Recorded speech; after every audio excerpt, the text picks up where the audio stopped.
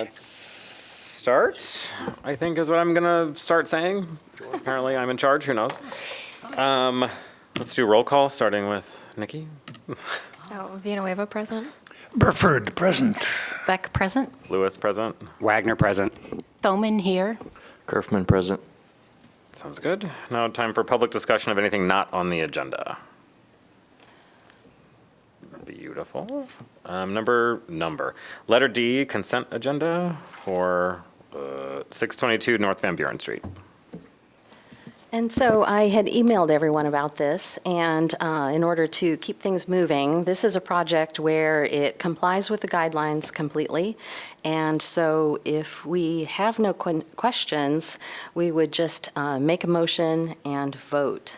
And we have a recommended motion here. If you do have questions, let me know.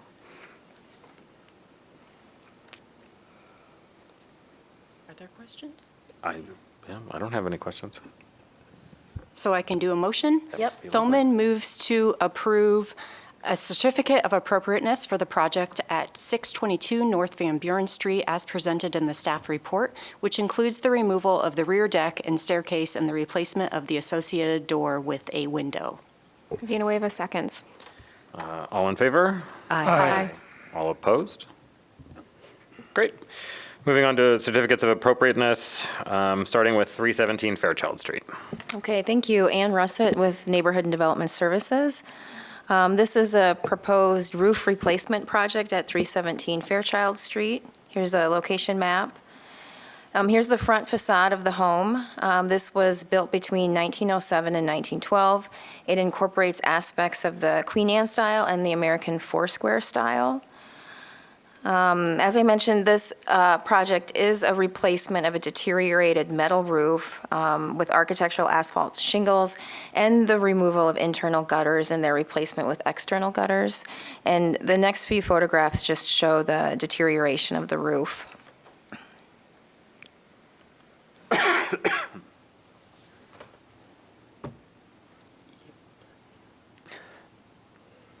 to hear. In terms of the guidelines recommend repairing original built-in gutters, but there is an exception in the guidelines to remove original gutters that are unable to be repaired. In terms of mass and roof lines, the guidelines recommend preserving historic trim. And then also, in terms of metal roofs, they are recommended to be repaired, but on a case-by-case basis, the commission can consider their removal with an approved alternative material due to deterioration. And that's the case here. The roof was determined to be too deteriorated to be repaired by Parda Cooper Construction, and they recommend replacement. Mr. Parda Cooper has experience painting and repairing metal roofs, and he took a look at the roof and said it was too far gone to repair.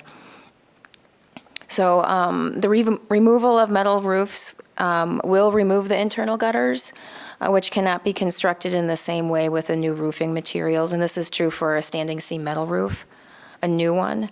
The interior gutters on the rear portion of the house will be removed with the roof material, and external gutters would be installed. And staff finds that the removal of the internal gutters on the rear projection does not impact the historic character of the house. The internal gutters on the east projecting bay and front porch will not be removed. So staff recommends approval of the certificate of appropriateness for the project at 317 Fairchild, which includes the replacement of a metal roof with architectural asphalt shingles and the removal of the internal gutters on the rear of the house through the use of an exception. Thanks. Does commission have any questions? Okay. Do we have any comment from owners or contractors? Okay. Commission discussion? We have to do an approval first, or motion. Oh, you're right. Wagner moves to approve for a certificate of appropriateness for the project at 317 Fairchild Street, which includes the replacement of a metal roof with architectural asphalt shingles and removal of the internal gutters on the rear of the house through the use of an exception to the guidelines to allow the removal of the internal gutters. Villanueva seconds. Great Sorry. job. Oh, do we have discussion? Now we can discuss. Yeah, we can now discuss. does the Okay, commission yeah. have discussion? Just a general comment from me. I understand that, these are old roofs, these metal roofs, they get beyond repair, but it does make me sad. And I do feel like a lot of these gutters, they could be repaired. I realize that, we're going to a different material, so this gutter is not going to function the way it maybe originally did. That's my understanding. But it makes me sad, but I understand that staff is recommending approval, and I'm comfortable with that. Okay. Burford, I'm happy that it's in the rear of the property. Okay. Anything else? Okay. All in favor? Aye. All opposed? Okey doke. Moving on to 721 Grant Street. Sure. 721 Grant Street is located, man, I can't see anything. Here, where the star is. Yeah, there you can see. Yeah, I don't know. It's been a while since I've been here, so I'm sorry about that. This house is a bungalow, and one of the things that is interesting about it is that we have gone through an approval process for an addition on the back of this house a couple years ago.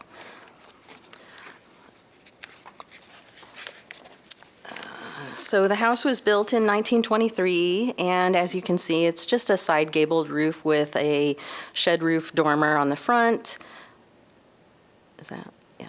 On the back, we have a similar shed roof dormer as well as an addition from about 1960. There's also, where's the, so if I'm, oh, I can see the cursor over here. So there's also like an entryway to that area that's been enclosed. Here's just a view from the south. And here's the plan. So the plan is to remove both that addition and that enclosed entryway and to create a new addition on the back of the house with a stoop and step that is no longer enclosed. You can see, here's the addition. One of the main points with this particular project is they have a very large old oak tree. And similar to the previous project that was approved here, the goal is to avoid disturbing the roots of the tree and damage it so that it would have to come down. And so this house, this addition will no longer have a typical foundation that we think of. Instead, it will be constructed on helical piers that'll be screwed into the ground. And that basically distributes the weight through the piers and helps to avoid damaging the roots. And so one of the exceptions that we had approved in the past that staff recommends approving here is that we will create a foundation that appears similar to the house instead of matching the foundation on the house. And that's just for protecting this old tree.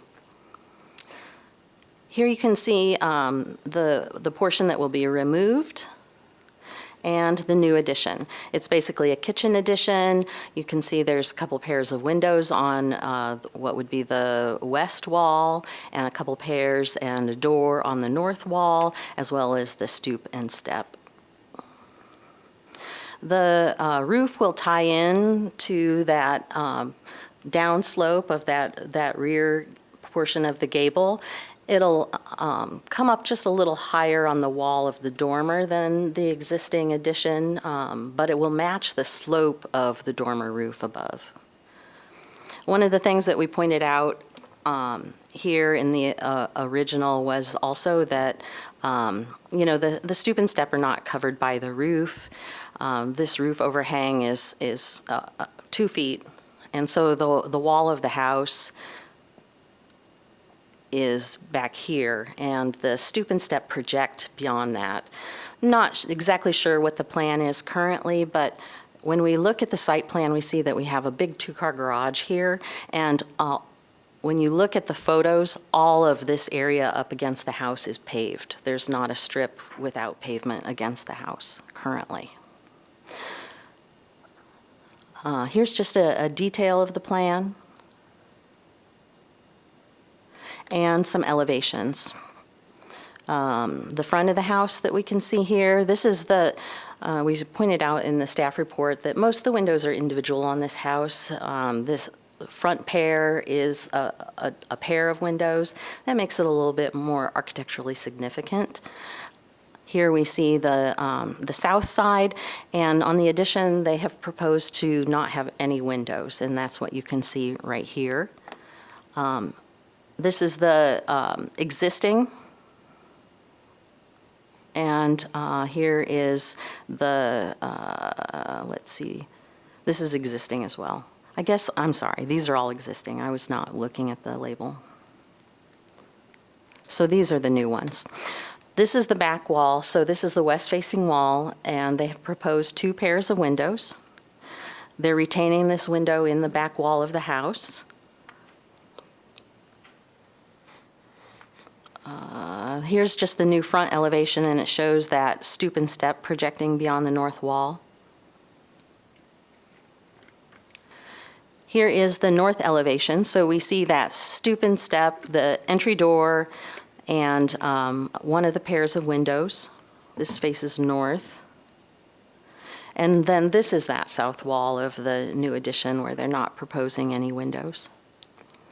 So we have numerous guidelines that relate to this. We have guidelines about the stoop and step and the baluster and handrails. We have guidelines about adding new door openings and trimming them to match the existing ones. We also have a guideline about the material for doors, and typically we don't approve metal doors. We approve either a wood door or a fiberglass door that could be painted in replacement for wood. Mass and Roof Lines recommends preserving the original roof pitches and spans, which would be preserved here, and preserving the original walls and vertical corners that define the massing of a building, which would also be preserved here.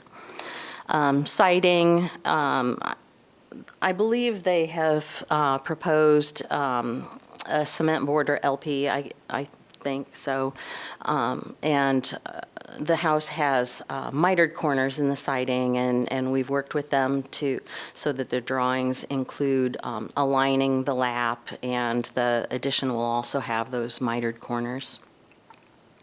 For windows, we have guidelines that recommend, matching the overall appearance of the historic windows, which they have proposed, adding new windows in a location that's consistent, using wood or metal-clad wood, and then this guideline is about the simulated divided lights, typical guidelines that we work through. Matching key horizontal lines in the building is one of those guidelines that we also have come up a lot in the addition, and that would be like the eave line, window heads, window sills, stuff like that. Let's see. Here at the bottom is the one about the foundation matching, and we'll get to an exception for that. That is the one that we have approved in the past here. More guidelines about additions, just making sure that the wall areas and everything, the roof pitches and spans are all consistent with the existing building. And here we have an addition with a roof line that will match the slope of the dormer above. Constructing roof overhangs and soffits and eaves so that they would match. And so one of the things that is disallowed is leaving large expanses of wall surface uninterrupted by windows and doors. And so that's basically because we see a lot of modern homes where we have windows on the back and in the front and nothing on the sides so that we're not looking at our neighbors. But you won't find that in a historic house. Historic houses have windows on all sides in order to take advantage of natural light, being able to look across backyards and things like that. And in order to avoid having a large expanse of wall that is completely unadorned, that's part of the reason why this particular guideline exists. Here are two exceptions that we do need to utilize for this edition, and they were both also used for the previous approval. This is the one about foundations where it's acceptable just to match the color by using, and this is actually meant a lot for maybe a house that might have a brick foundation or something like that, where you might just come up with something that is not brick and looks similar. But in this case, they would be using a material to make basically a fake stucco to be similar to the stucco foundation on the house. And then we have another exception that allows for additions on the back to not necessarily replicate all of the trim details. We would still expect them to have the basic ones like frieze boards at the top of the wall or something like that. But this house actually has brackets, and they're not proposing to, add that type of thing. And that would be appropriate here because this is just a one-story addition, and the brackets we see on the house are up on the main roof and I think on the dormers as well. So when we look at this project, we do see that we need to utilize those two exceptions.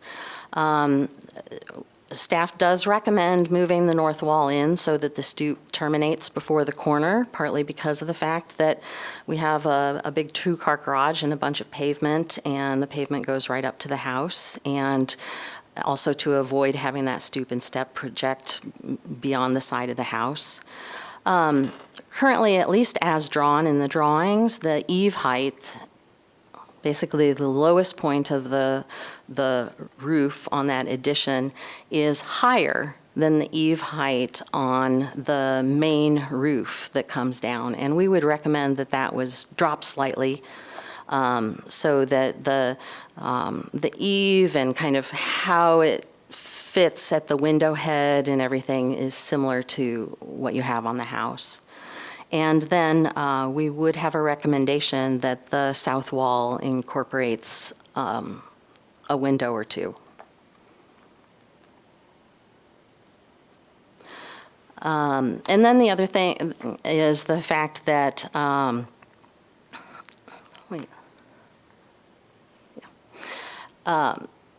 all of the windows that are shown on this addition are paired windows. And on the house, we only have a paired window on the front, which is architecturally significant.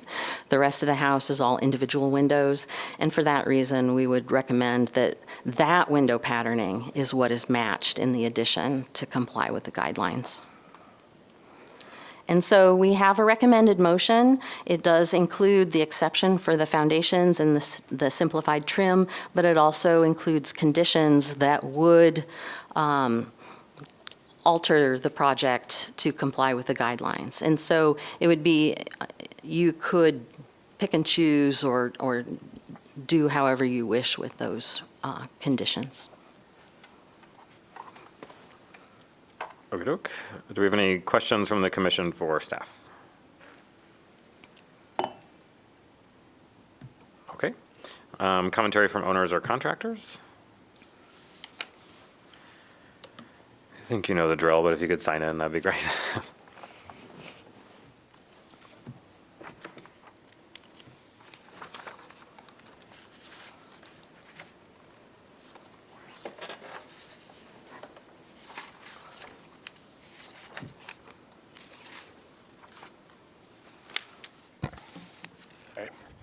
I'm Andy Martin. I'm the contractor on the job. And do you mind going back to the floor plan of the new addition? We have talked with the homeowners about this, and Admittedly, it may not be the way things were done 150 years ago or whatever, but the floor plan is driven by thank you, driven by the internal workings of the house. So you can see the kitchen on the, what's the left side here. And also you can see that window there. And so in order to get the space they needed, that's why we have it pushed over towards the driveway side, to get the space they want in that kitchen. And then also, that's the reason we don't have that window on that, what is that, south wall. Because it would really disrupt the floor plan and the way they intend to use the house. And if you also don't mind going back to that southeast view, the picture before, it was one of the pictures earlier on. You mean the photo? The photo, yeah, Okay, the so photo. towards the front. That one. That one, yep. So that's the current addition, and you can barely see the rake end of the roof out there. And that's from the street. And so the new addition will stick out another foot or so, or two maybe. So you'll see just a little bit more of it, but from the street, you're not going to see this addition. So that's why we were hoping that we could get some, leniency on this, just because it will greatly affect the way they can use their home to have that floor plan that we've laid out. And I don't think it's going to affect the character of the neighborhood very much at all. The neighbors, directly to their south will be able to see that, but they've been looking at that view for 65 years or whatever. They've seen an addition with no windows on it, so it's not going to be a major change for them. It'll be an upgrade because it'll be a nicer space, the siding will look better and the structure will be nicer, but it won't severely impact what they're used to either in that respect. So I think, did I cover it? So that's the points we were trying to make there. Gotcha. I have one question. Is the putting a window on the south side to not have just a blank wall, you said that will influence how they use the space? How will that influence how they use the space? Yeah, if you don't mind going back to the floor plan again. There you go. So you can see the way the kitchen is there. So if we were to put a window in there, we would have to move the stove, and that would probably affect the island, and, it would take away some cabinet space. So I don't, we talked to them about it, and this is what they were hoping to get past. So. Okay. Anything else? I don't think so. Thank you. Thank you. Do we have a motion? They need the motion. Oh, I guess. I was like, anyone? Yeah. No, you're good. I've never switched back and forth before.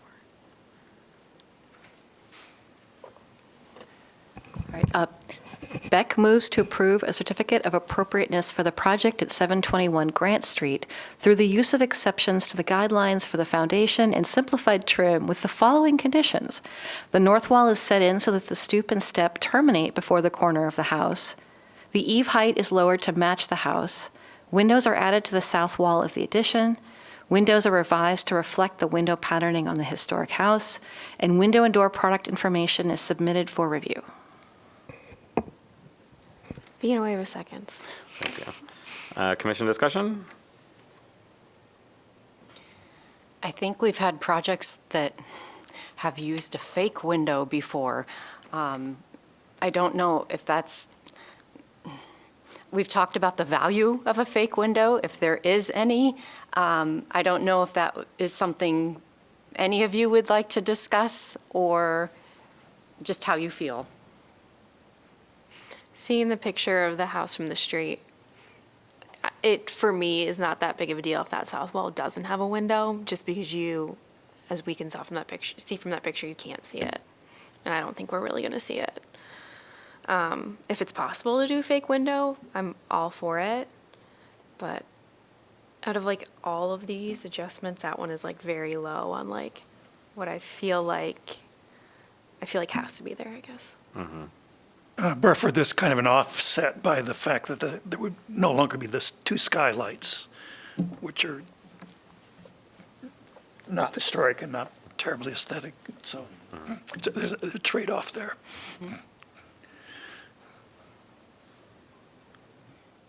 So it sounds like, Well, going back to like the number of windows, there are now 4 windows, and if you reduce the 2 on the west side to 1 each, so down to 2, and put one on the south side, which then you'd have 3 windows instead of 4, which would free up wall space for cabinets, if that was the concern about cabinets. I think, you know, Andy's concern about what you see from the street, that eave height in the back might not be such a big deal to match the house, because that you really might not see. And I think the window the pattern of the windows and then the window on the south wall. I mean, kitchen, I think you'd want to have a window in the south wall for light, Sure. Yeah. because you are getting rid of the ones that are in the ceiling. I think I tend to fall with Nikki with maybe, again, it's not super visible from the street. I think we make a lot of judgments based off of that, which I don't think is crazy, but yeah. I have a question not related to the window, but the stoop and step, is there anything in the guidelines that says, like, I know we have, like, we like the walls to be set in so that you can see where the historic corners were.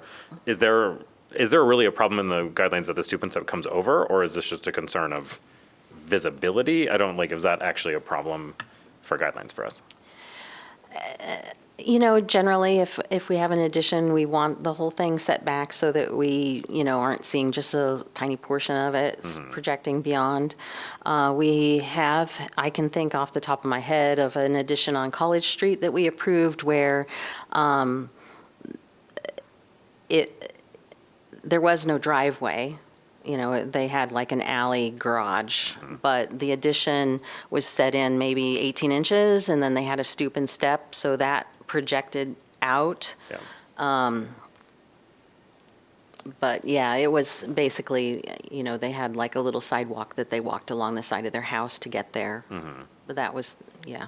So we have approved ones Yeah. that project. Yeah, I guess as long as the main, for me at least, as long as the main part of that is set in, but the stoop and step isn't, I guess if the concern is that there's already a driveway there, it's kind of like, well, I guess if you hit it, you hit it. I don't know, like, if that's the case. I don't know if that's the actual concern of that, but I think if it doesn't actually violate the guidelines and the actual building is there, then, or is where we want it to be, then I think that's, I that to feel me like the is fine. concern would be when you walk past it, what would you see? Would you see it like hanging out? Which, for me, that wouldn't bother me at all if I was walking past it and saw a stoop and step just kind of hanging out a little bit. Because how far over was it? Sorry, I know we had times for questions, but the question just kind of popped up. With the plan. Yeah, So that's interesting, No, wait, too, to see, will that be did we say a balustrade or kind of a railing that you would see from the side? It would look just like any stoop and step that we approve. So we are going to see a post and a railing, and the railing would need to follow the guidelines. And so then, under the stoop, there would be a post aligned with the railing post above. Is there any sort of There would be roof? skirting. There would be no roof covering. Okay. So in my mind. So you can see kind of on this drawing that, you know, the overhang that they're putting on the new addition is a 2-foot overhang to match the main one on the house. And so it would cover a portion. This is the roof overhang on the house, which extends beyond that, but it won't cover that stoop and step. Can you go back one? Sorry, because it looks like if we were like, hey, it has to go in, we're giving them 2 feet, it looks like, if I can read this correctly. Right? Like if we said the stoop and step needs to go match the house or go a little bit in, they're getting 2 feet at most? I think the idea would be that you'd have to move the wall in. Okay. I would think code-wise, you would need those to be wide. Yeah, because I was like, that's great. Yeah. And no, it wouldn't be making the stoop smaller. It Yeah, would be maybe moving having the to move whole that wall. Yes. Right. over. And I think if I'm envisioning it correctly, it would be kind of a breezy-looking thing where there's railing, there's some space there anyway. Like if you were to look at it from the street. Yeah, It's not a very obtrusive-looking thing in my mind. Typically, we would require that, there's going to be a post in the railing here. That's a Okay. requirement of the guidelines. It's just not drawn that way.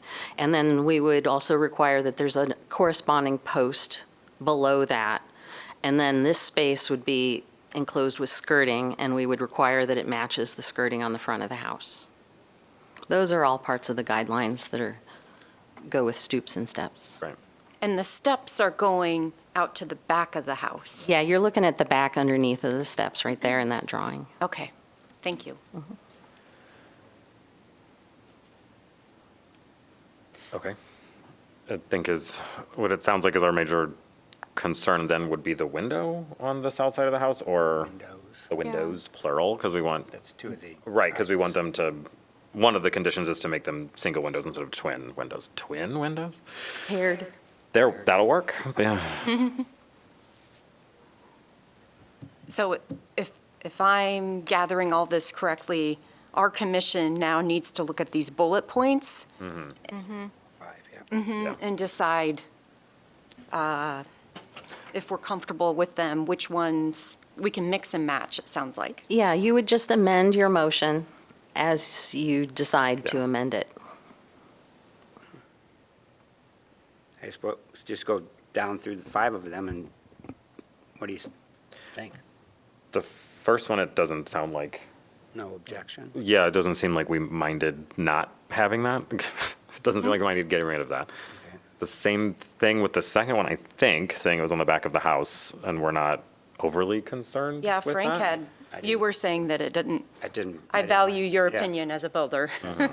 Yeah, okay, so we got that one. Okay, so it's 3 and 4 that are, I mean, we want the product information to be submitted for review. I Yes. think that's Yes. good. And then Yes. 3 and Please keep 4 is that our one. issues, yeah. Yeah. So when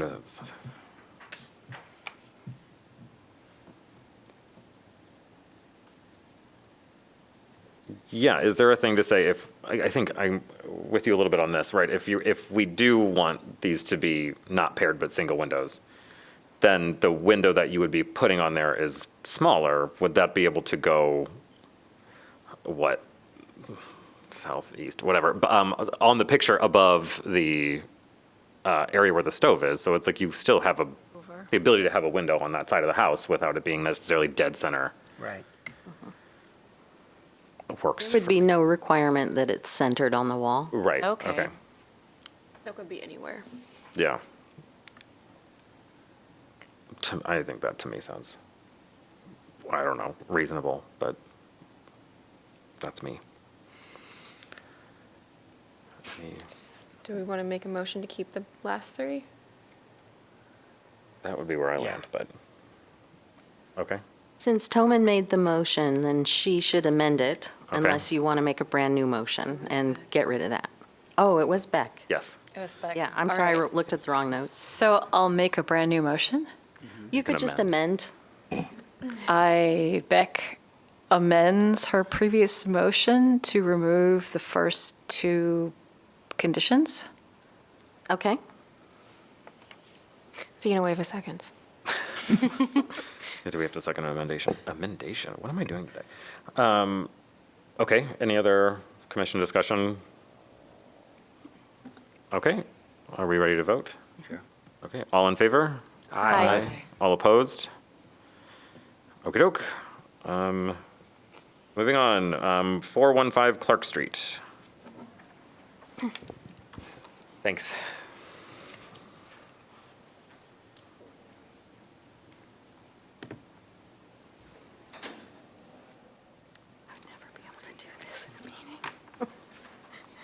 Okay, 415 Clark Street is located here in the Clark Street Conservation District, way at the end. Oh, at the end? Sorry, pointing at the wrong screen. This is a Regency-style home, which is actually very rare in Iowa City. We don't have very many of them. It has a fairly low, moderate hipped roof. It has basically coins, which are historically, they would be like stone, and they're kind of meant to reinforce the corners, and here it's just a style. There's lap siding below, kind of a smooth pseudo stucco kind of finish on the upper level. As you can see, there are some arched wall dormers, and there are 2 on each wall all the way around the house. And then the entryway has this little copper hood. This house does have a historic garage that was built at the same time. Part of the issue with this project is, it's just a small one-car garage, and wanting a larger garage, it is not possible to expand this garage to the north because the property line is much closer than the fence that is there, in fact. And so the proposal, we always, in preservation, like to try to keep the historic garage if we can. So the proposal is to leave it and retain it as a garage and to build a second garage in the backyard. Just some more pictures of the house. This is the south side. You see the same wall dormers and the large brick chimney. In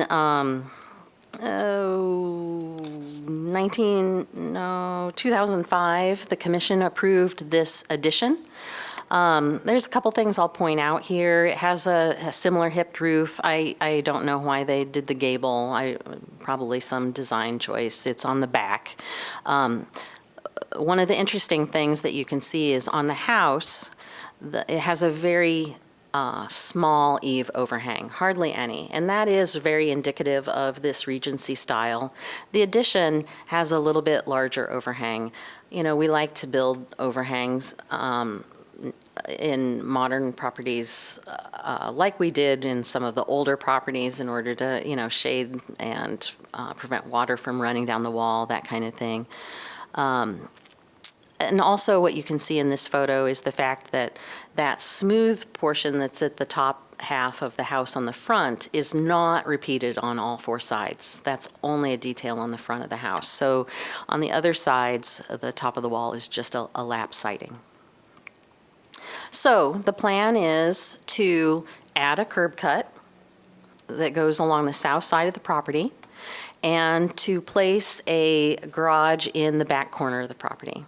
There are 2 things with this. Now, typically we don't necessarily approve a second curb cut on a property. We tend to prefer to have one or have a garage entered off an alley if you're going to do that. And in this location, there is no alley. And so the only way that we can actually save the existing garage is to add a second curb cut. And so staff does recommend approval of that. And then putting the garage in the back corner of the property will actually kind of minimize its impact on the neighborhood, and it's a pretty large yard. It's much larger than many of the neighbors. It's a larger lot.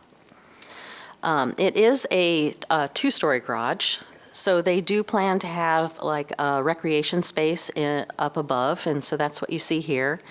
They've pulled the stair out, so that's what the bump out on the north side is underneath, that's the stair. And they've also included wall dormers to match. Here's the roof plan. You can see the house, and it's this. I think there's actually a 1960s edition, and then the 2005 expanded on that. And then this is what we have for the garage. Because of that stair tower, it has a little bit more complicated roof. And I think that the staff would go along with that design decision just because it helps minimize the size of everything. If we suddenly made that just a large rectangle without a separate bump out, it would just really increase the mass of that building to the point where it might start to compete with the house. Here is a rendering from the south. And so you see the house with its addition and chimney, and you see here the rendering of the side of the garage. One of the things that we've commented about is the fact that we have actually a very wide eave overhang shown on this, and staff does recommend that it is reduced. Not to the point where it matches the lack of overhang on the house, but at least reducing it down so that it's more similar to the other addition, or maybe even smaller than that. That'll help a little bit with the gutter situation and the downspouts and how they come.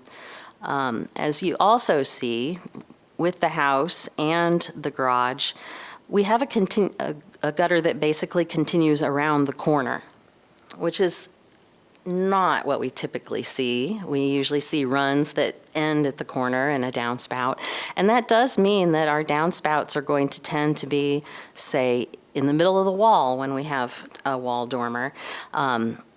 And that's just part of what happens with this kind of design, because otherwise, the original drawing, I think it was actually an error, but it included having the gutters extend across the window, which we don't want to see.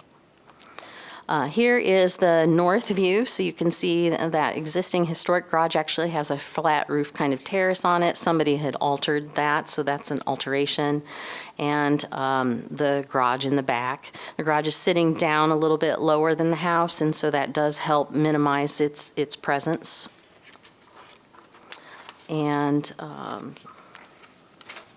so this is from the back, which no one will ever see, but one of the things that we have included here are, I guess I don't know if this is 2 pairs, I think it's 2 pairs of sliding windows. And sliding windows are actually a modern window type that is disallowed in the guidelines, and so we'll get to that too. Oops. Here's a rendering of the front, and one of the comments here is the fact that they've included 3 wall dormers on the front facade of the garage, which is actually much more complicated than the house, which only has 2.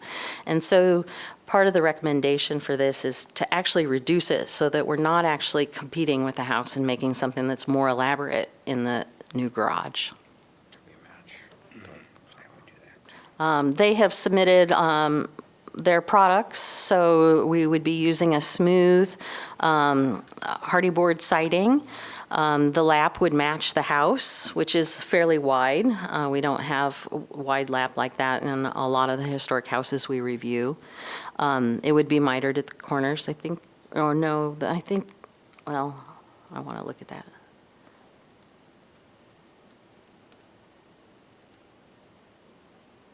No, there's corner boards, so there would be corner boards on this too.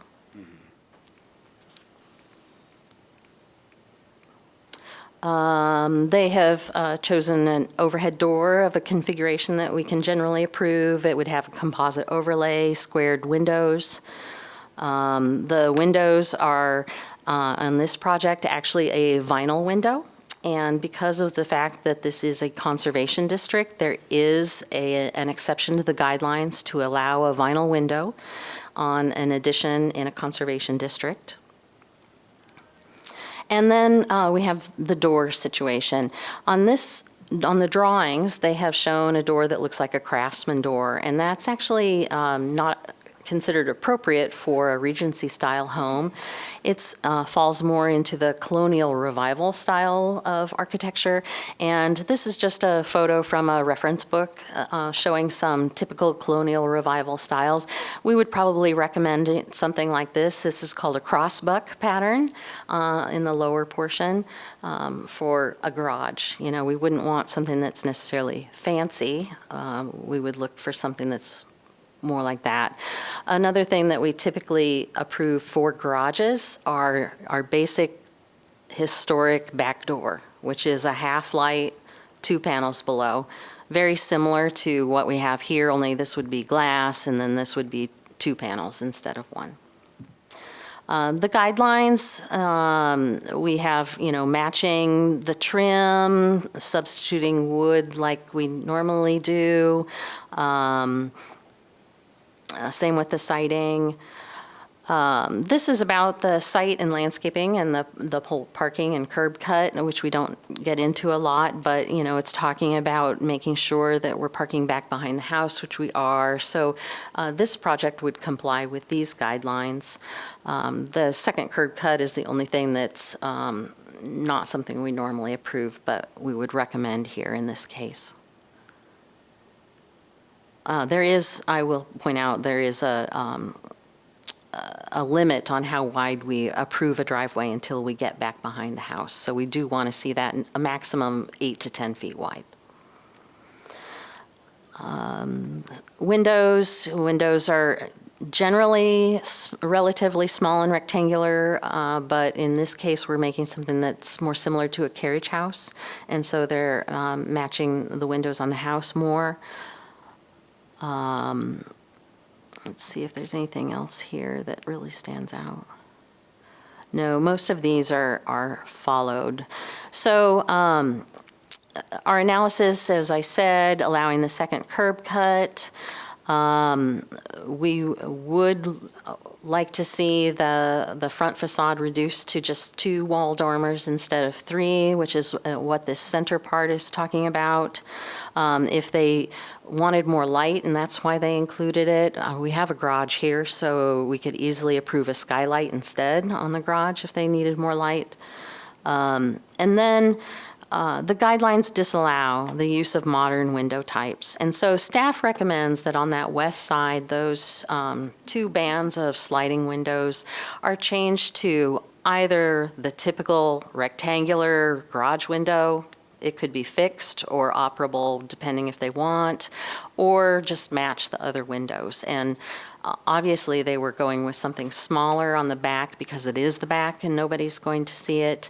But, they could still use an appropriate window type for a garage instead of a modern window type. And so that's where the staff recommendation comes from on that. And then, of course, we would need to approve the vinyl windows through an exception, and that exception is written into the guidelines. I mentioned the eave overhang, reducing that to 1 foot or so instead of what they have, and also changing the passage door from a craftsman door to a more suitable colonial revival door. So this is the recommended motion.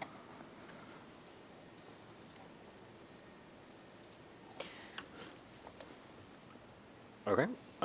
Commission questions? It's been a while. I did a closer read of this project back in September with that packet. I'm trying to remember this house, is it a corner lot or is it, okay, No. okay. There good. is a house to the north that's in the other district, I think. Court Street. Court Street, yeah. It's I- right yeah. close to Court Street, yeah. Okay. Burford, what is the advantage of vinyl-clad windows? Is it simply cost? I believe it would be cost because they wouldn't last as long, so, yeah. Any other questions? And I know we don't consider the interior, but did I hear this is, the top space will be kind of a recreational area, or is this an accessory dwelling unit? No, they have not given any indication that they are going to do an accessory dwelling unit. I mean, they probably could. I don't, they haven't gone through a zoning code review, but I think it's just a couple with some kids, and they want to have that extra space for kids. Okay. Wagner recommends approval of a certificate of appropriateness for the project at 415 Clark Street as presented in the staff report with the following conditions. The vinyl-clad windows are approved through an exception to the guidelines. The west-facing windows are revised to windows that comply with the guidelines. The eave is revised to a 1 foot overhang and reduced to 2 dormers in the front facade.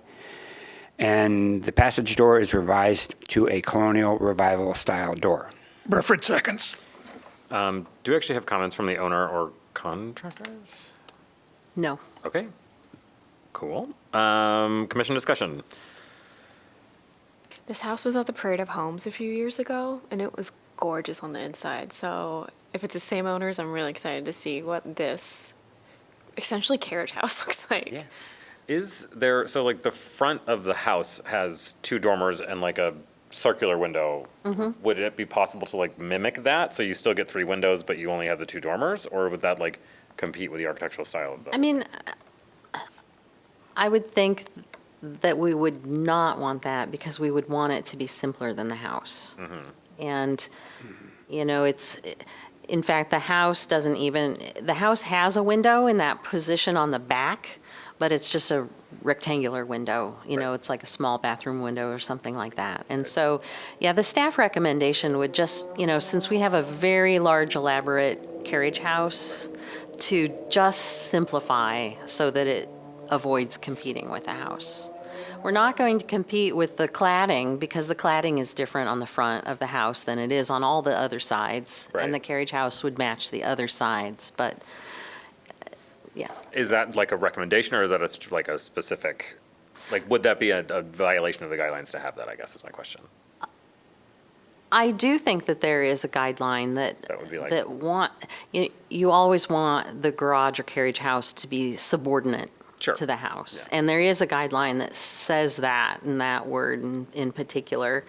And then we do have guidelines about outbuildings that request that they are subordinate in size as well, you know, in order to make sure that it's not competing. You know, we want everybody to look at the house, not the garage. Gotcha. And I'm sorry, too, the vinyl-clad windows, we're saying that those can be approved through exception. Did we say because it's a conservation district? Correct. Okay.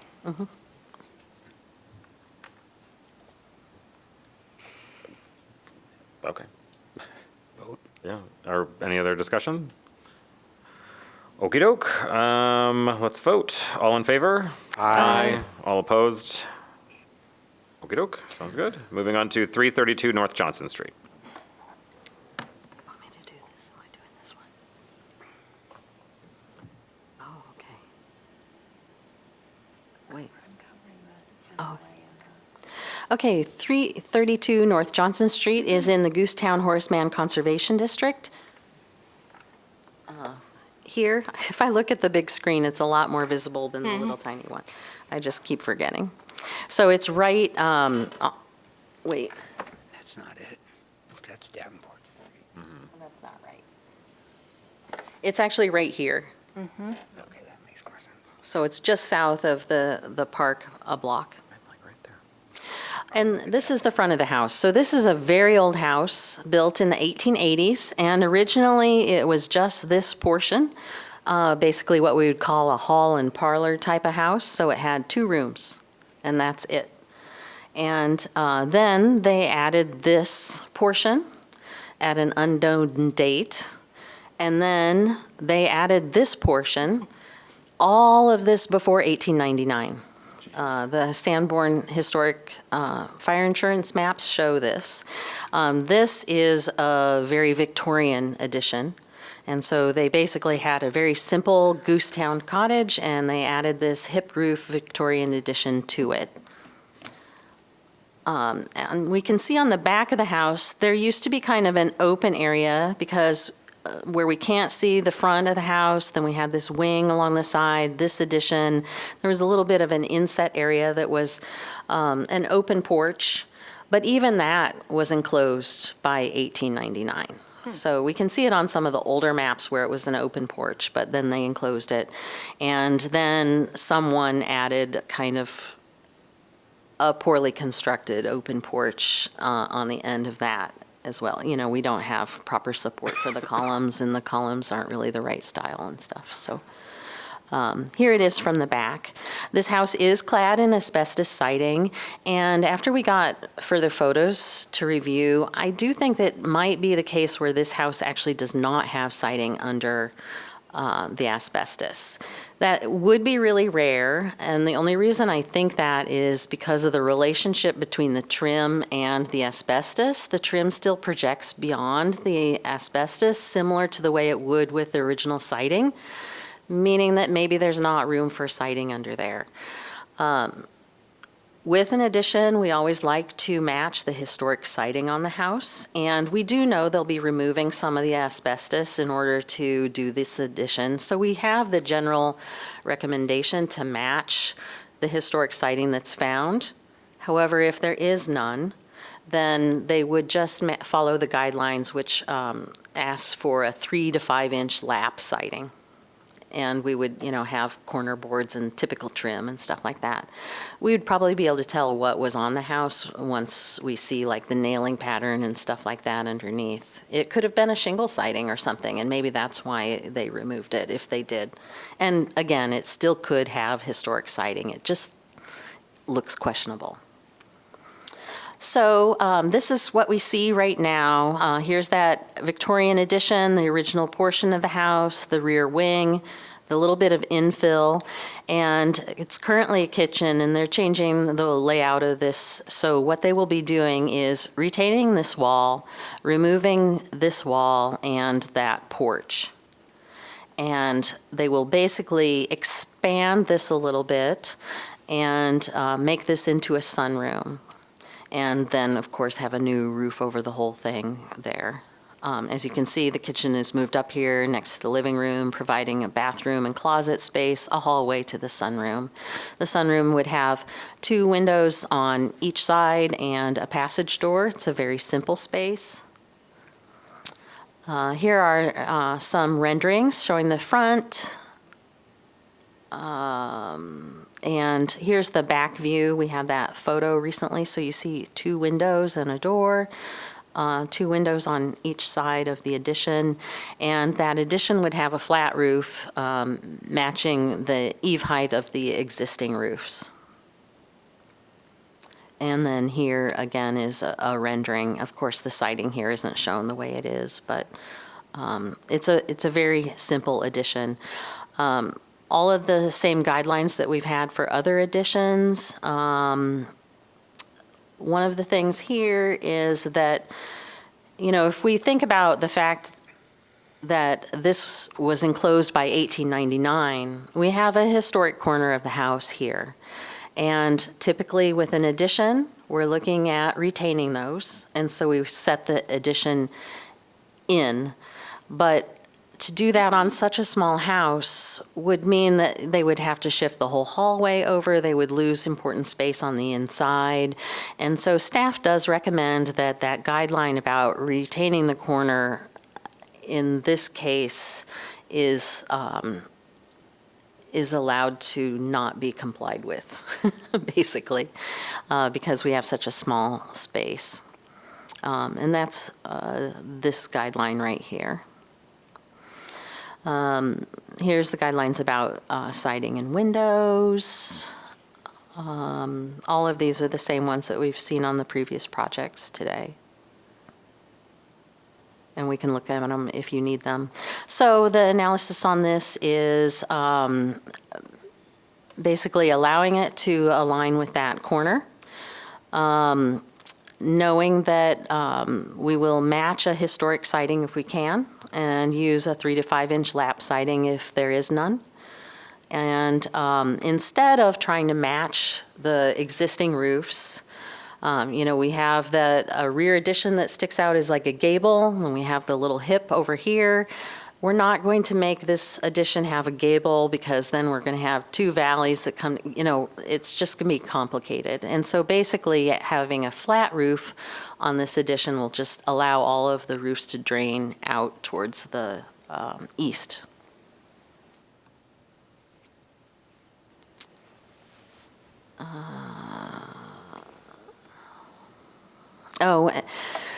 And as we just talked on the 721 grant, this house definitely has individual punched windows. That Victorian addition has some paired windows on the front. They're special again because they're Victorian paired windows. Here on this very small house, we're creating a sunroom. And so in this case, staff does recommend that we allow the windows on each side of that sunroom to be paired, partly again because we have such a small house and because they are creating a sunroom, and that's the point of this addition. Oh, and then we do recommend that they originally had a Craftsman door on this as well, and we recommended just that half light 2-panel basic door. They have revised their drawings to show that. So the recommended motion, I do believe that this top one is we've altered the drawings for that, so we don't need to include that condition to revise the door. Okey-doke. Do you have any commission questions? It looked like that there's stairs in the house that go to Yeah. the basement. They're not going to a second story. And then it looks like where the metal basement door on the east side of the house, not the back, I suppose, it looks like they're making that into like a window well or something in the picture. So far, we have not discussed changing that. One interesting thing I will point out, and I know from a previous project, is, they're changing a lot of the interior here. There was a stair here that went upstairs to a loft in that Victorian portion. I have no idea if that is, a place where you can stand up or not. Obviously, it looks like they've removed those stairs, so I'm assuming they're abandoning the attic in the Victorian addition. But, that, we don't need to review the interior I anyway. just thought from the artist's rendering of the exterior, it looked like there was a Yeah. window well. Yeah, I think that's just a matter of not rendering the cover doors. for the basement door. Yep. We haven't discussed changing that yet, but we have a process to go through for if they want to change that too. Yep. So, No question. Good eye.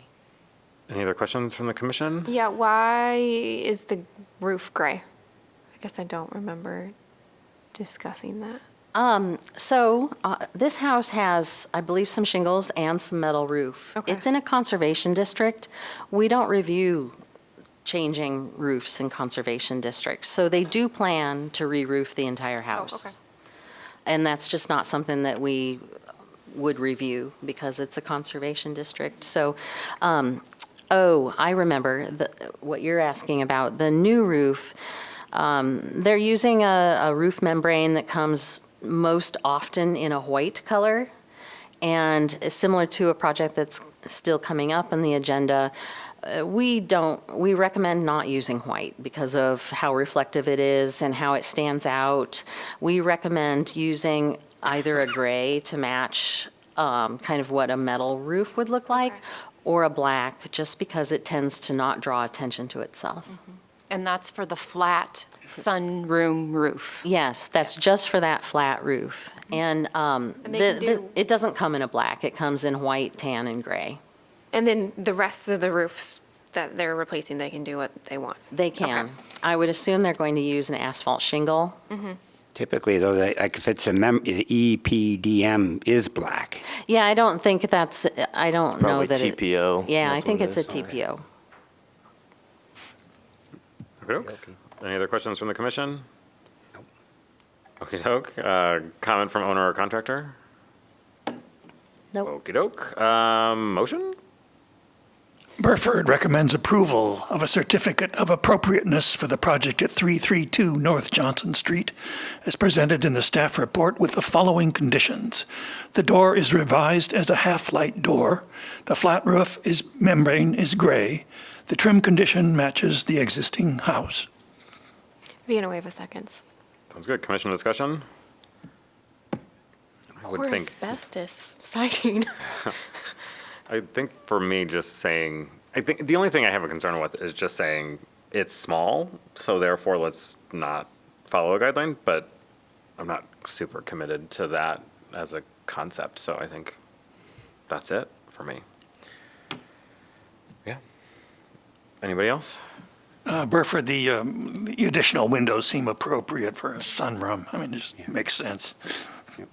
I like that it's trying, following, it wants to be a sunroom, but still following the guidelines of adding the more historic windows. So I liked that kind of compromise. Okey-doke. Ready to vote? Did we need to get rid of the second or the first bullet? You don't need to. Oh, okay. I mean, you could. Okay. Because I think Understood. it's been satisfied, but it doesn't matter that it's in there. Right. Okay. Okay. Then all in favor? Aye. All opposed? Okey-doke. Moving on to 409 South Summit Street. Okay, 409 South Summit is located here, just a little south of the Court Street intersection. And this is the house. I guess I should turn to that in my packet.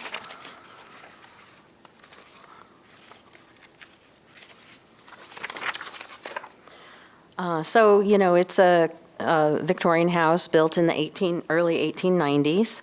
We have a front porch that wraps around and a nice high gable roof. And similar to the earlier project, we have what's basically called a Yankee gutter.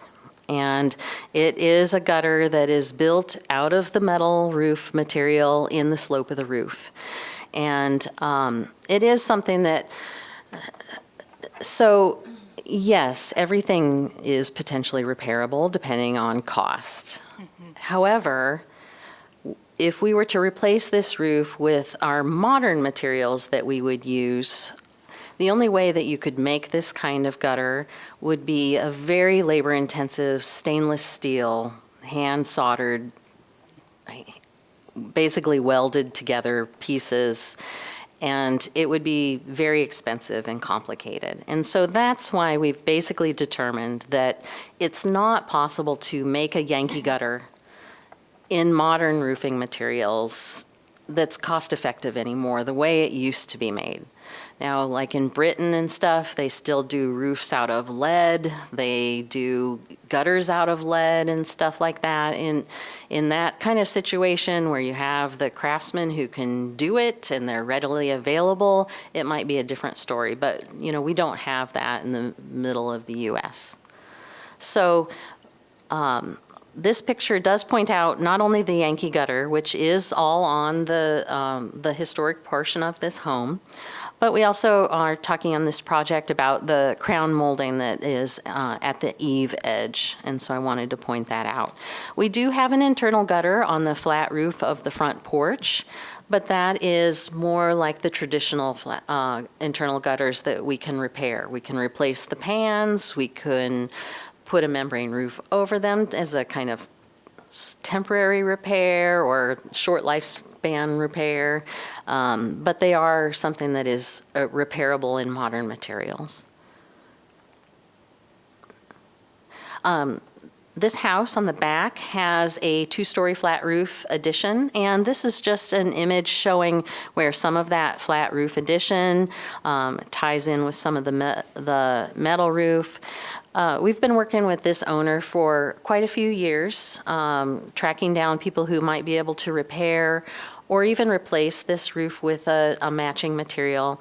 And it was just completely not cost effective. We were looking at, like $100,000 for just a roof on a house. And in this portion, we would have had a Yankee gutter right here at where this basically is cut. And on the back of this house where the addition is tied in, it's actually been removed in the past. This is just showing some of the damage. Here's just one of the joints. It's opened up and, some of it's rusted. We have here an image that shows the end of the Yankee gutter.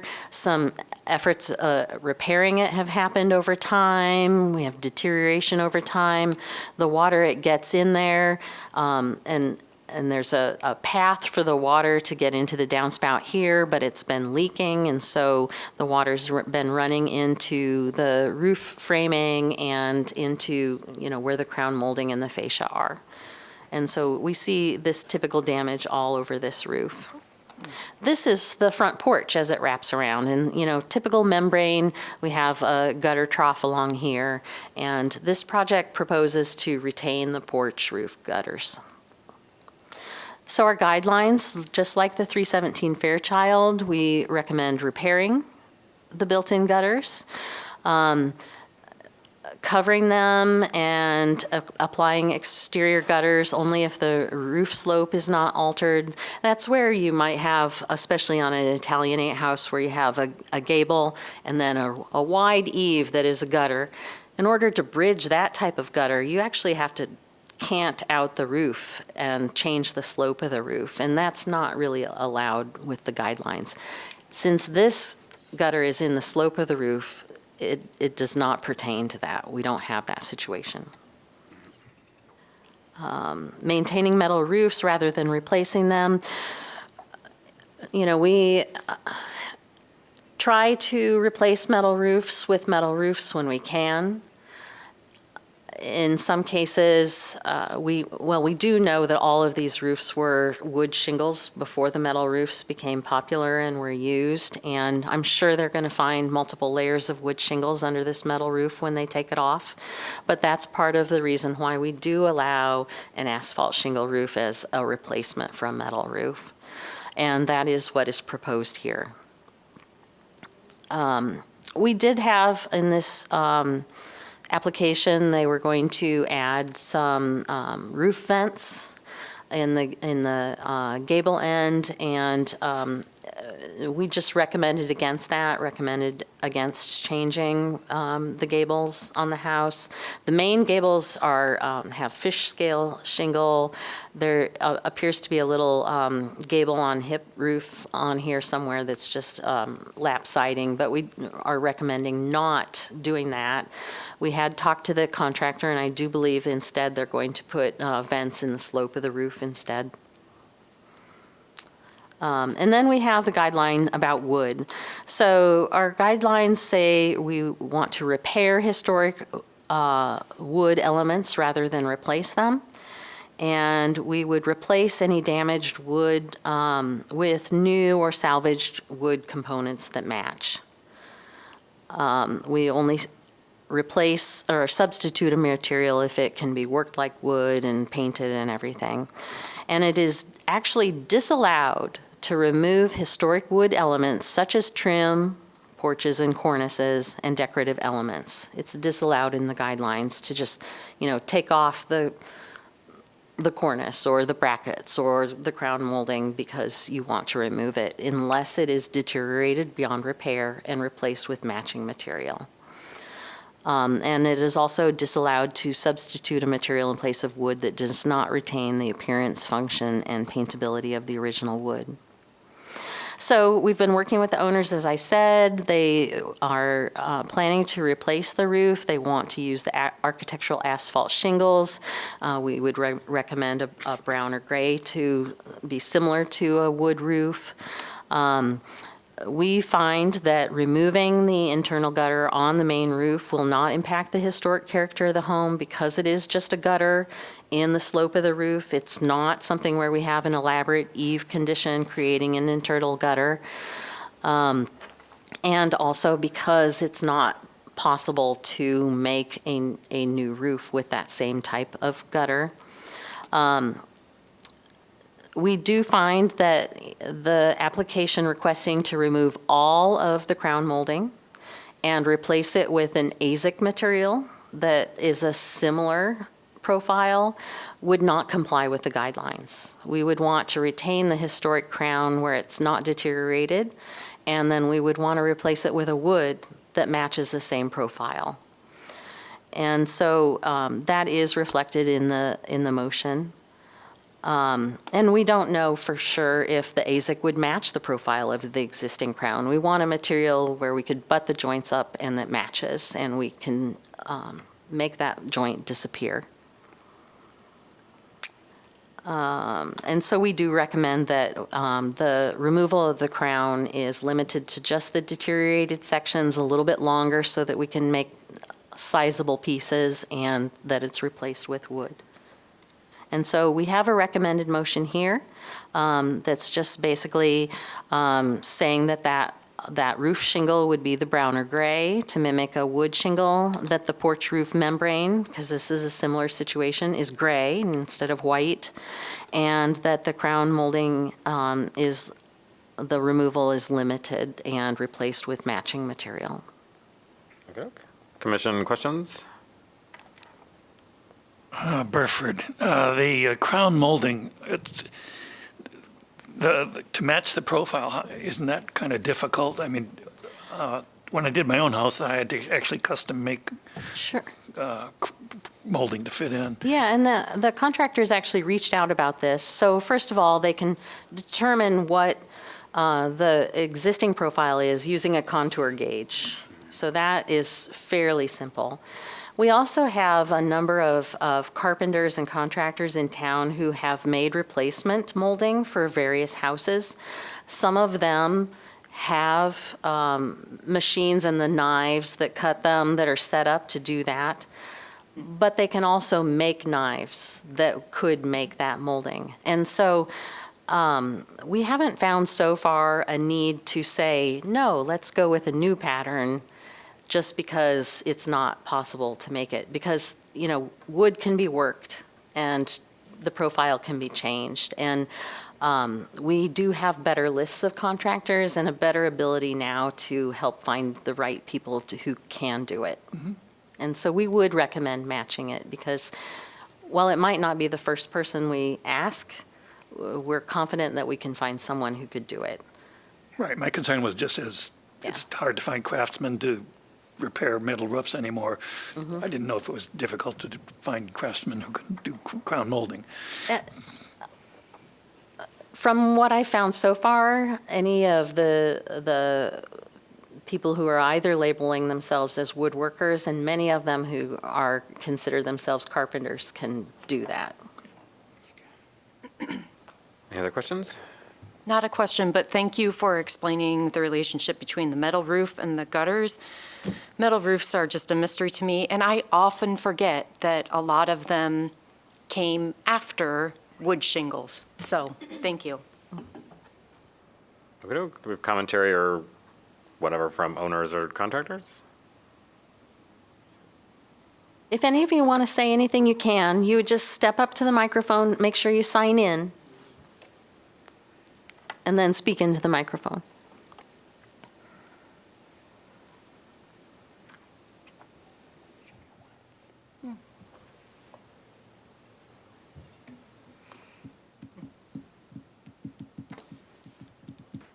Well, first, thanks. We've been talking about this for years, been working on it, and Frank, can you?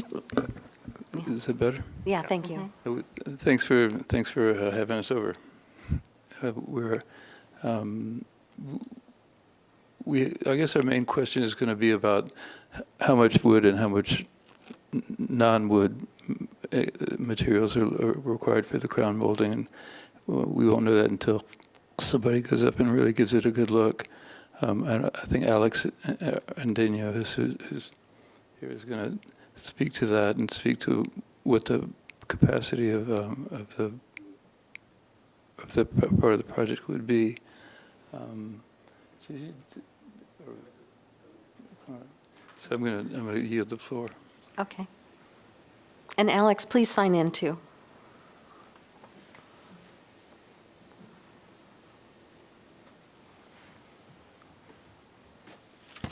Good afternoon. My name is Alex Andino, and I am the contractor for Frank Durham, working with this project for the restoration of his roof.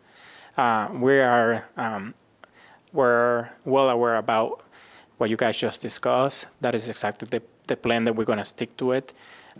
With the crown molding, we found the contact, and thank you because you show us the list of people that they are working, that we can work with this crown molding.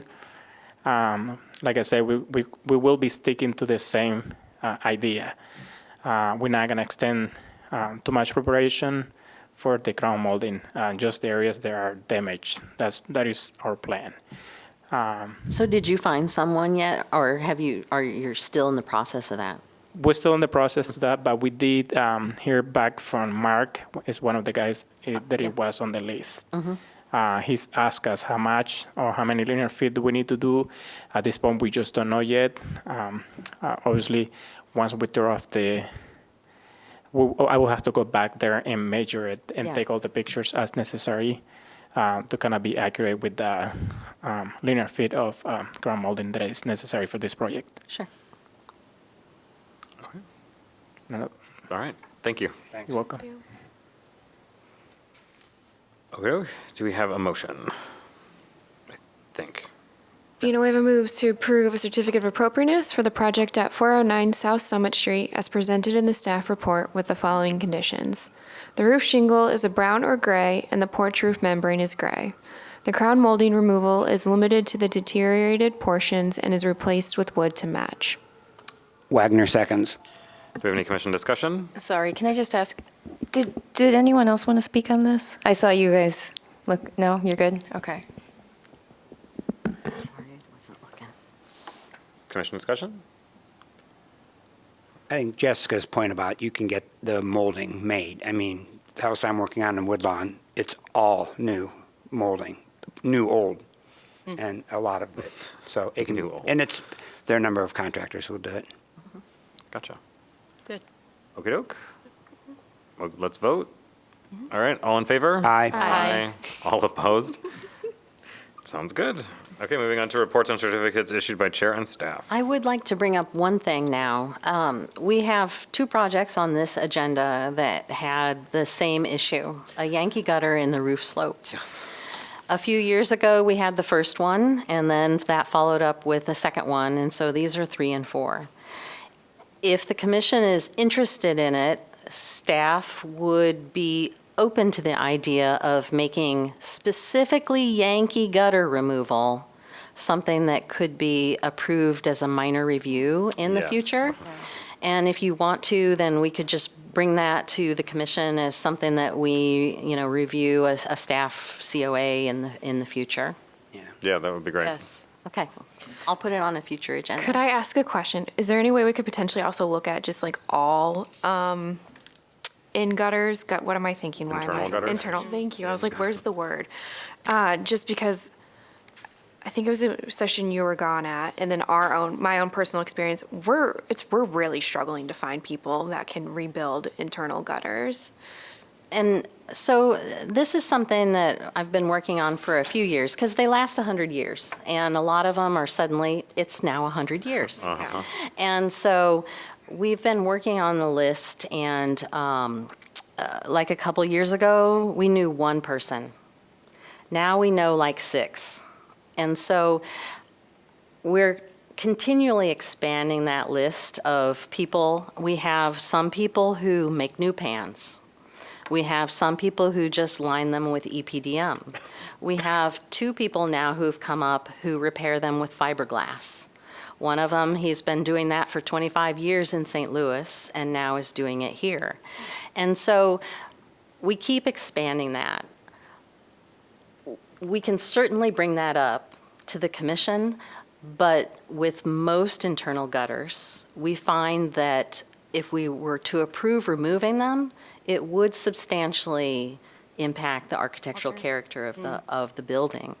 And so that's why our guidelines basically disallow removing them. Yeah, I'm just curious because I know like my house and other houses that are having this issue, I think it's going to start coming up a lot more frequently of these internal gutters are like deteriorating or beyond deterioration, and people are really struggling to find contractors. And that's where I really want them to reach out to us, because we do have lists and we do continually update them. And so, if maybe like last year you tried and couldn't get anyone, then this year we might know other people or have other resources. And so we always want to try to figure out if we can repair it and do the removal as the last resort. I wouldn't recommend having it be staff approvable regardless, just because of the fact that it can really impact the historic character a lot. And if we make it a staff approvable thing, staff wouldn't have to care about whether or not it impacts the historic character. They could just say, yeah, let's remove it. And so that's something that we can discuss. With the Yankee gutters, it's just not possible to Anymore. build Yep. them again in the same way. And so that's why we would recommend, instead of having to bring them, in the future, maybe it would be a consent agenda, but maybe we could just make it a minor review for that specific one. But certainly it's the kind of thing where we could have a discussion about internal gutters at that time and show different examples and Sounds good. information. Yeah, sorry to keep you guys. I know we're going No, on. no. So, yeah. It's I find total- it fascinating, so. It's kind of a pet project for me. I don't know why, but it just kind of happened that way. I'll repair them. I have a front porch. Come on over.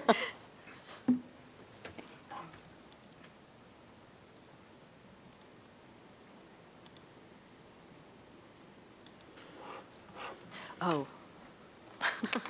Sorry. You guys, mentally, I'm just forgetting what we do here. Okay, so this chair and staff reviews, we have a whole bunch because it's been 2 months. 810 North Johnson Street in the Brown Street Historic District. They are, we've had a few projects coming up because this house went up for sale, but they're replacing the foundation wall on this side. Obviously, the concrete's a problem too, but it's the north side, so it won't be visible or anything, and it's at grade, basically. This is Nicole's house, and there are some windows that will be repaired. I can't even remember which ones they are right now, but They're our daughter's nursery room windows, so. yeah, so. And we did, sorry, as an addendum, but we did use one of the new contractors that you guys, I think, had paid to go get trained. No, Friends of Or- Historic yes, Preservation paid. So we hired one of the new ones, and they were great. So if people need window repair, definitely look at that list that Friends of Historic paid to go get trained. That's great. 1022 East College Street, they're just, apparently this railing is deteriorated enough to replace it, which is fine. It's actually modern, so that's fine. We had a few minor reviews. This was a house, these windows were vinyl, I believe, and they're replacing sashes. Again, it's been a long time, but it's on the back in this kitchen. These are not, the same age as the front windows for sure. We have Kevin's house, and the roof shingles are being replaced. When you're talking about your crown molding as like recent, like now? No, Oh, 20 okay. years ago. Oh, okay, I was going to say, reach out. Kevin, that's an awesome house. I've always admired it. Yeah. Yeah, it's really pretty. Very old, an old brick, very soft I brick. went with the luxury shingles, twice as much as the Luxury shingles. This is actually a key property in the Ronald Street Historic District that has changed hands, and they did a little work on the porch earlier. They're replacing this deck. I believe it'll be lower, and I can't remember much else about it right now, but they're, removing all of that. 525 and 601 Oakland Avenue share a garage. I don't have a good photo of it right now. I couldn't find it, but it is back here. And here's the Google image of it. And it needs some overall repair, and it's interesting because it's a shared garage, but they're just replacing the roof shingles right now. We might have more work come up on that in the future. 447 South Summit Street, they are getting some mini splits. So here's the front of the house and here's the back. And the contractor was very handy at providing information about where the runs and the units would be, and they're all in the back. Intermediate review. This one is a little awkward. It is the basically 1960s style ranch house duplex, and it had two little entry decks on each side that are going to be replaced. It's in Woodlawn, back in the corner where nobody can see it.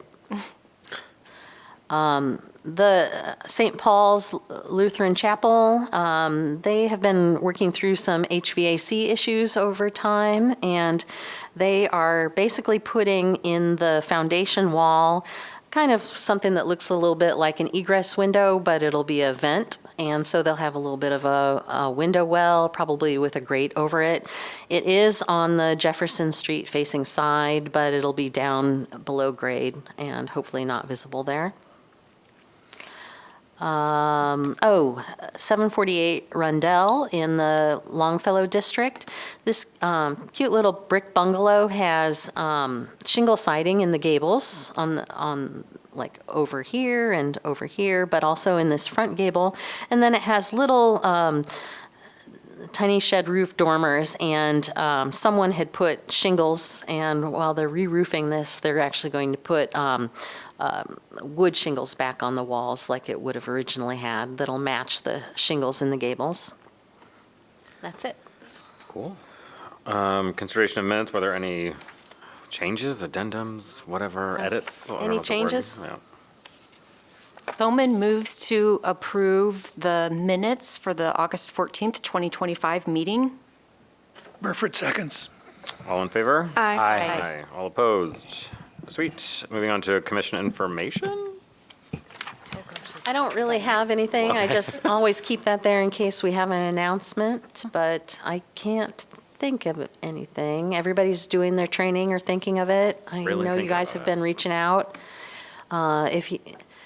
Frank, all commissioners are required to do a certain training now, and we've been emailed about it. It is, open records and stuff like that? Yeah. And No, not open records, open meetings, sorry. open meetings.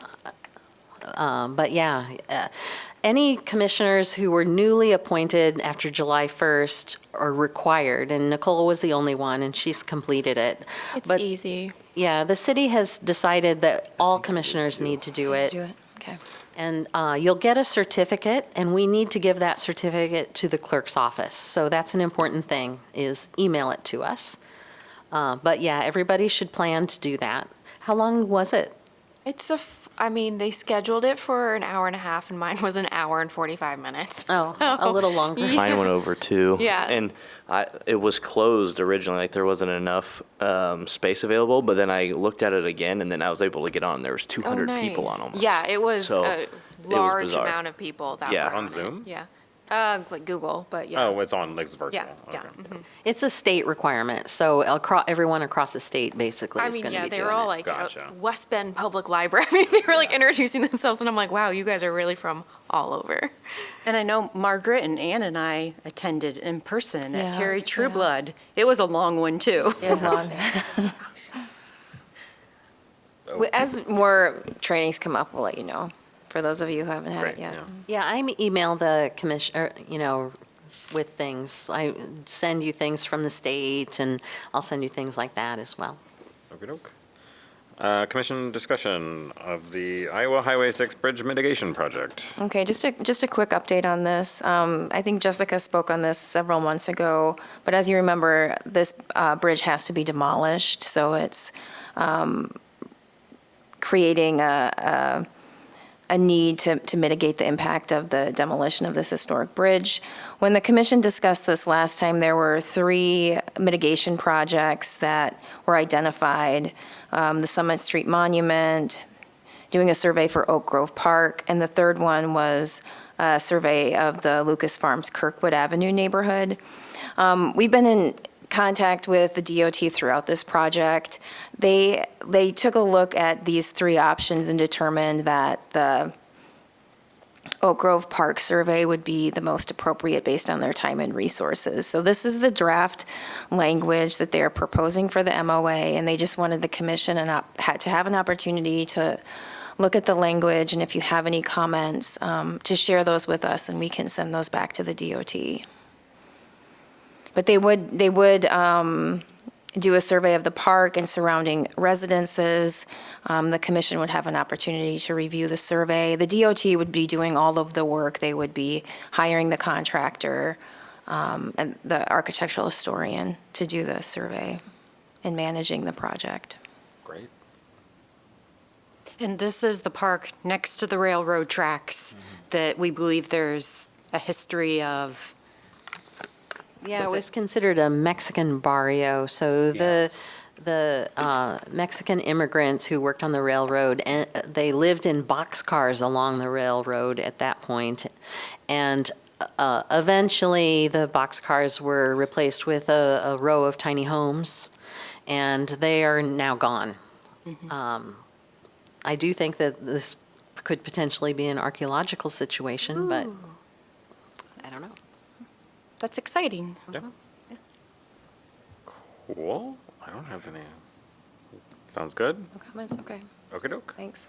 And then finally, the letter from the University of Iowa related to the Cannon Gay House and Sanksay Did we- House? Is that what I'm saying? I have photos for that. just Did, Did I? did we have? Oh, no, I just completely exited off and said Andy I'm did done. it on Yeah, purpose. Historic Preservation Awards.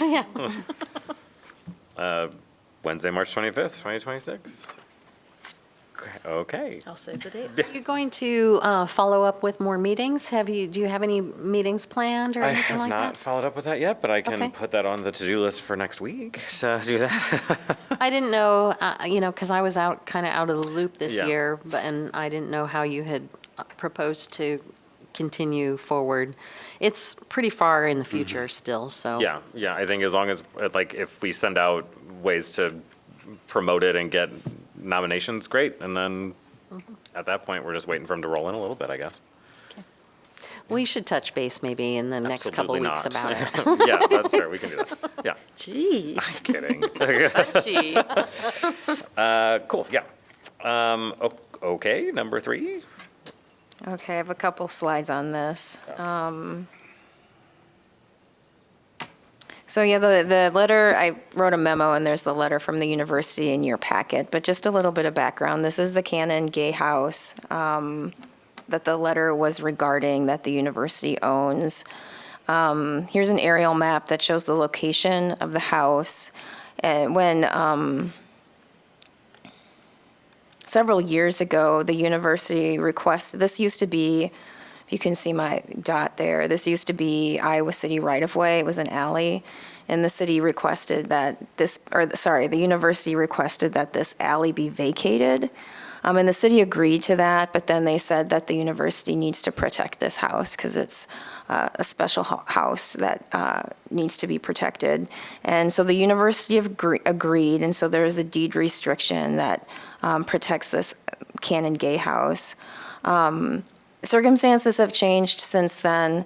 As you can tell, there's a lot of development that's going on in this part of the campus. There's also an effort to make Byington Road a two-way street, and that's going to kind of coincide with the Burlington Street Bridge project, if you've read anything about that. The roadway will need to be realigned, which could impact the kind of the front yard of this house. And I don't know the exact alignment, but it would change. So what the university is proposing is to protect the home at 109 East Market Street, the Sansay Gilmore House, in exchange for the demolition of the Cannon Gay House. And I don't know if any of you were here when there were discussions around protecting the Sansay Gilmore House and moving it to, here's the Sansay Gilmore House here. The university agreed to move it over to the city-owned surface lot, and the city was going to give the lot to the university to do that. And then once the costs came in on the home moving, it was over budget, and so that kind of effort failed to protect that house. So they're coming back to that because it was of interest to the commission and Friends of Historic Preservation at the time. So at this point, that's just the background. This is an opportunity for the commission to kind of weigh in on this situation. It will be a decision of city council, and any comments that you have will forward to them.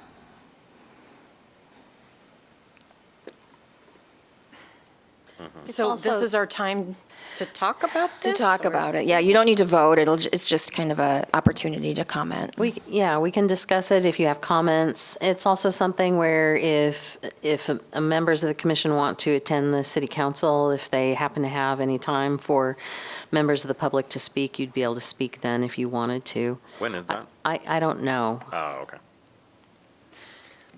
I have 2 questions. So the first house that we saw, I'm trying to orient myself. I'm terrible with street names, and I've lived here for 20-some years. That circular building, is that the law building? Yeah, it's the law Okay, building. so I got that. And then my second question is, this house that's along Market Street, and this is Thoman, note taker. I'm really sorry. I always forget. This house that's along Market Street, what, is it just sitting there right now? I walk by this all the time. It doesn't seem like there's any activity. I don't think it's occupied. I don't think the university is currently using it. It's But it empty. is the But The university university's. does own it, yes. Okay. Yeah, like, I guess my only concern is, yeah, they've developed enough over by the Cannon Gay House that it's kind of lost its, like, it's just kind of there. Like, the context of it doesn't really work. But if we say to this house, in a year or two, we're going to get another letter saying we'd like to destroy this house? Like, I just, Yeah. like, we'll protect something farther away or whatever. Like, what's stopping Tippy from right across the street coming in with a huge donor? Being Well, I like, think that's the whole, That's why they're saying this, the right? big Yeah. green space there, those were homes that the university Yes. bought and the intention was to get rid of 107, 109, and make that whole section part of something to do with the College of Business. It is, that house really should be moved and saved, because I think both exterior and interior, the integrity is quite good. It was I think Lutheran Campus Ministries owned it, the English Lutherans, Gloria Dei, and they rented it. I knew people who lived in it, and then they sold it to the university, and that's sort of the history with that. The other one, the Canon Gay House, while it looks really nice on the outside, the university used it for offices, and they clobbered the inside. There's not one thing inside that is salvageable. I mean, I've took a tour of it, and with the hopes that maybe there's a whole bunch of stuff to salvage, but from the staircase, they made it code compliant. So the original handrail was taken out, and something that was 36 inches high was put in. Every door had instead of the original knobs had, it was made handicap accessible, but they also just, I salvage a lot of stuff from old houses, and there was nothing in that one that I could say. So I'm thankful for that context, because I look at the first house and I think, that's magnificent. It And is this beautiful one, from the outside. not so much. I was thinking, why can't they take the Canon Gay House University and move it on to this green patch? Right. Right next to this other one, like that would be possible. But it almost sounds like, if what you're saying is true, Frank, that Canon Gay House, it's maybe you salvage the outside and it's gone. I don't know the history of that I mean, house. I think the other thing to keep in mind is, from my understanding, the university could go in tomorrow and just knock everything down. Oh, yeah. And nobody's, Right. the Board of Regents are going to say, okay, so what? That's the reality of it. So, and, I've spoken to Rod Leonard about 107 and 109, and, that one should not be destroyed. I think the business school right now is also expanding into Gilmore Hall, Yeah. and they're getting another, I mean, In they're addition bulking to out their this, main yeah. building, Yeah. yeah. So I don't know if the word buy time is appropriate here, but yeah, that seems. We need another, what is it, Space One? Public Public space space one that comes in and buys it. Yes, Yeah. a third location, right there, with all that yard. Yeah, they really want, no, but that's the next site for university development. So it will be moved. The question is, Where? where? And it can be done. I mean, it'd be nice if there were a lot, maybe in the neighborhood 2 blocks over Further that away. where it would fit. They're just going to keep pushing, and my house will be next. I'm serious. They're doing a lot around here. Tore down a couple of houses But those are gone. That lot's for sale, I think. for $1 million $1,000,000. Yeah. Good lot. along Dubuque Buy it, Street. yeah. Dubuque and, what are my streets? Dubuque and, Bloomington, I Dubuque think. and Bloomington? Davenport. or Bloomington. Bloomington, it's Bloomington. Yeah. I'd be happy to report that a window from one of those houses got reused on a garage on College Street. Oh, well, good. Yeah, Well, that's it a, wasn't completely a loss. So it sounds like we're reluctantly just kind of like, yeah, I wonder if the, yeah, okay. Yeah. I mean, it really doesn't feel like we've got a lot of control in it, right? Because the Right. university owns it, so they And then, can, yeah. they can say they're gonna save it and move it, but until they do, Right, right. okay. I think another interesting thing for context here is the fact that, so the Canon Gay House was listed in the National Register, and then we locally landmarked it in '96 when we did all of the first ones. And then south of that, there is a Melrose Historic District that's also, like across the street south. There's a Melrose Historic District that's listed in the National Register, and I can't remember if it includes a bump to include that house or not. I don't know. But because there are so many university-owned houses along Melrose in that district, we did not locally designate that district. But part of it was because we had the Canon Gay House that they agreed to locally designate, which was interesting. We also do not have any local or national registered designation on the Sangsay Gilmer House at all. It's just there. It would- I just think that's an that's- interesting What an point. interesting point you're making. Mm-hmm. Yeah, yeah. So if there were to, have there been efforts to try to landmark how are we saying it? It's Sangsay. Sangsay. Sangsay. You know, when it originally was going to be taken down a few years ago and there was a push to save it, you know, I think it kind of came up to discuss that, but at the same time, since it was owned by the university and we don't regulate the university properties in the same way, that discussion didn't go any further. That's why with the Cannon Gay House, there's a deed restriction. It's not as rezoning like we would typically do for a landmark designation. Okay. But we are saying that if they want to do something, so if like the city council says, great, let's go for it, and then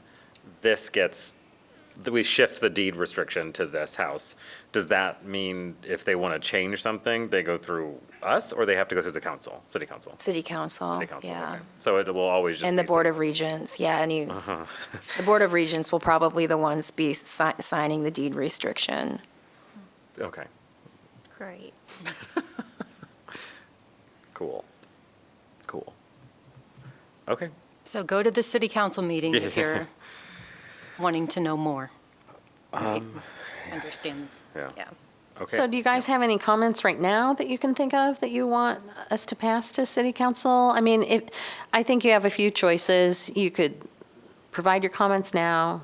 You could attend a meeting, especially if we know there's public comment. I mean, I guess I don't know how it'll be set up. There's probably the potential for you to email comments to Ann if you wanted to and came up with them over the next, I don't know, week. Yeah, but then those would be individual comments. I think it'd be Yeah. helpful to have, if the Like- commission kind of has like what Frank says, if Yeah. you guys generally agree with that, then we can pass that along. And then it would be kind of from the commission as opposed to individual Yeah. members. I mean, I trust Frank. If Frank says it's unsalvageable, then I'm okay with their proposal. Or would you be fine if we said something along the lines of also, like, it's unsalvageable due to the university not taking care of the Clobbering it. house, right? I mean, like, but now we're, Pointed a little bit. right, a little yeah. bit to be like, well, so we're glad that this is happening. We just hope that maybe they take a little bit better care of the inside of this house as well. Would, Well, as I say, the only reason that they changed the inside so much is they converted it to office spaces. Right. And then they had to make it conform to whatever their can we, is there any way to encourage that if this is demolished, the outside be salvageable, that those pieces maybe go to the salvage barn or other outlets like that? You know, there could be, we're always looking for historic bricks, so depending on how some of it is demolished, I mean, if they just knock it into a hole and then put it in a dump truck, you're not going to be salvaging the bricks, but if some of it, like an area, could be salvaged, I think it also has stone keystones over some of the windows. There's a potential. Because it's brick and stone, though, it's also not going to be a simple salvage. You're talking about having a mason salvage Okay. those instead of just a demolition contractor. Well, there again, the two houses that were on Dubuque Street and Market, those, what is the group? It's with the salvage barn, right? People come out. Tom, Friends. Mike Haverkamp and Bob Miklo and all those guys. They took a lot out of that house. And I went over too and got some windows. And Okay, so even if the brick is an impossible task, they can maybe, did I see some, looked like there were pieces that were wooden ornamentation on that house? You could include a comment that suggests that they provide an opportunity for salvage. Yes. We have done that in the past. We did that when they took down Quadrangle. We did that when they took down the house that used to be the Women's Resource and Action Center. So that means you've requested that of the We university. requested that of the university. So they Yes. Yeah, I would do that too. Look at the doors even. I want that porch. You know, I don't know if are any of the windows historic windows, or they've all been replaced? No, the windows are historic. Yeah. Wow, okay. You know, we have an arched window that would be hard to Yes. suddenly make for someone who needs a replacement. You know, it might fit. Who knows? But Oh, it's so pretty. Did I read on the packet that they had somebody that wanted this door already Yeah. Frank, on there? Right. I don't know if that's a conflict of interest to say that it's beyond. Well, as I said, I thought they said was that there was like a hoping- neighbor that wanted it or something. No, the house at 1011 Woodlawn that caught fire a while ago had a really elaborate pair of doors, and I think the idea is that these doors could go in that Go to house. that one. Awesome. Okay. Oh, nice. That house is looking excellent, by the way. a lot of sawdust. Are you working on it? Yeah. Is that enough It's on your shoulder for a right comment? Yeah, I think so, thank you. Okay. Yeah. Okay. Those brackets. I'm gonna move on to the next step. Do we have a motion to adjourn? Do we need one? Wagner moves to adjourn. Sweet. Anyone second? Burford seconds. Yeah. All in favor? Aye. Aye.